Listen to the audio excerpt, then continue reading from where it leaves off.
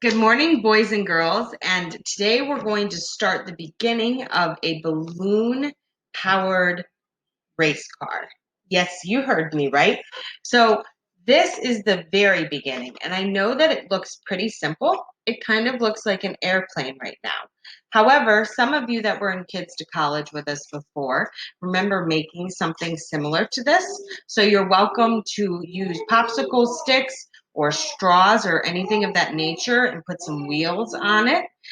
There's lots of great templates online to cut out your own wheels out of paper if you can print them. But for now, I'm just going to show you the beginning basic of this fun science experiment. It's going to teach us a little bit about Newton's third law, okay, the law of motion. So, as you see, I've already constructed it, and I'm going to tilt the camera down. So you see I have my supplies laid out because I'm going to take you step by step through this. But first, I just want you to see the end result, okay, before we begin. So let's see if I can get a good view this way. All right. So if I take my balloon with my plate and I blow it up and I let it go, it races off to you. Now, the more air that I put into it,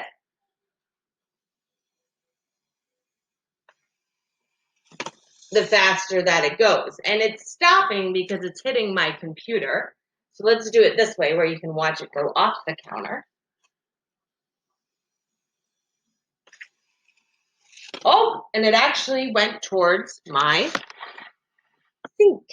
Okay, so now if you put some wheels on it, it might spin a little faster. But to start, this could be really fun to see if you can get it to propel into the air. You can make a few of these and race them with your sibling on your kitchen table or on your floor or outside. Okay, so I'm going to show you how we're going to make this. So first you're going to need just a few simple supplies that were in your supply box. So you have a bendy straw, okay, and this is going to be very important. We're going to want to take the part that we can elongate, make longer, and just stretch that out, okay? You're going to need a balloon. You're going to need just some clear tape, not very much, and we have our plate and scissors. Now, the more weight that we add to this balloon, the harder it is for the air to propel it forward. So therefore, that's why I cut mine in half. Plus, I kind of wanted it to maybe look like an airplane or someone who is skydiving or parasailing or something along those lines.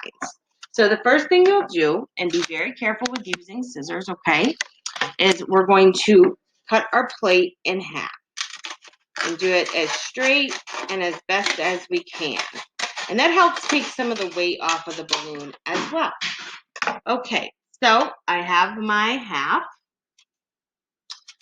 okay? And the way that I chose to do it was to have my straw go this way. So we're going to take the bendy part of the straw, okay?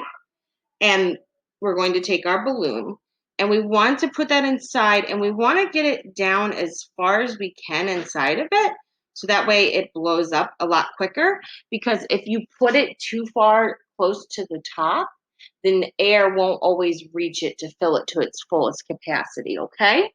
So it's very important when we're taping this off, because we want to create a seal, right? So that you're able to blow the balloon up, that I first start by pulling this side over a little so that it's nice and pinched, but we don't want to squish our straw, okay? And then I add my tape, and I'm going to tape it around this way, okay?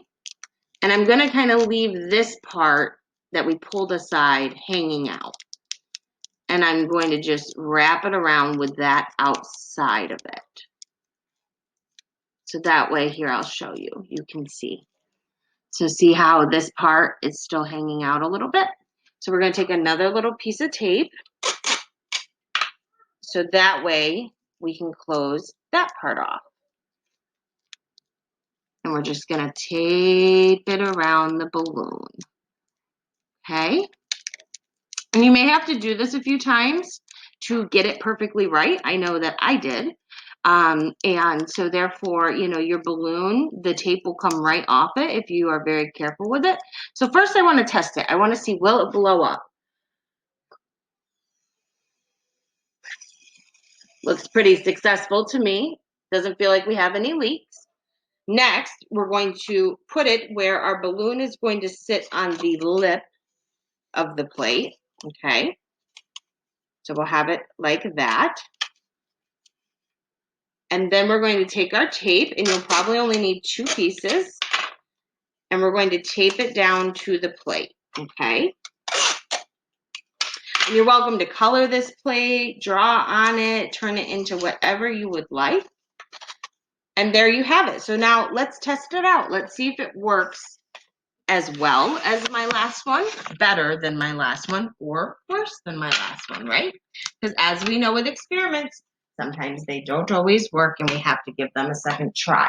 So that's why you have another half that you could have a sibling make, or you could make more yourself. Let's give it a go. Let's see.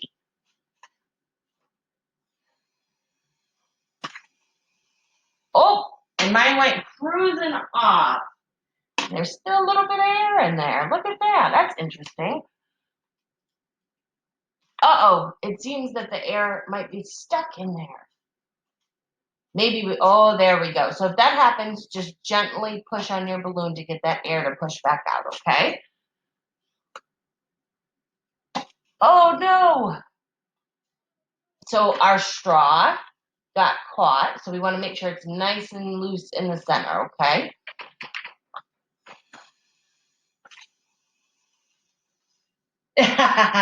See, mine did circles. And the way that I apparently made mine so tight, that's having a hard time getting the air out. So maybe we don't want it to be that tight. So does anybody have any ideas why in the world blowing into a straw, blowing up a balloon would cause a plate to do circles and fly off of the counter? Do you have any guesses as to why that's happening? I want you to think about it for a minute. So when we think about, you know, things in motion, right? And I told you that we were going to talk about Newton's third law. So Newton's third law of motion is that every action has an equal or opposite reaction. So what that means is that in this case, the action is the air escaping out through the straw. So we're putting the air into the balloon, and when we take our mouth off of the straw, all of that air is then pushed out of the straw, which propels it forward and gives us that motion.